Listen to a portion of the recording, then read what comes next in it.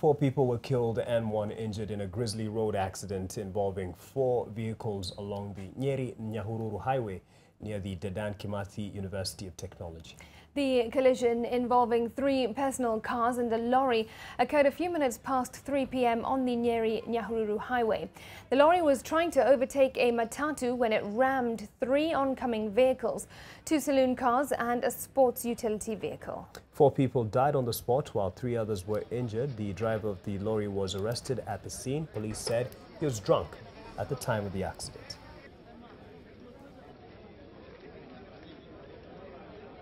I saw a lorry which was trying to overtake a matatu.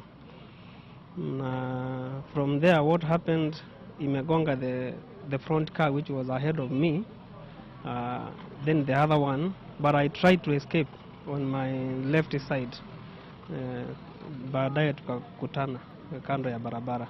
Ni disappointment kubwa sana kwa kaunti ya Nyeri kusema kwamba iko na ambulance, lakini kilomita 5 kutoka town hawawezi kuwasaidia watu ambao wangekuwa hai, lakini wamekufa tukiangalia, sababu hatungekuwa na uwezo wa kuwasaidia.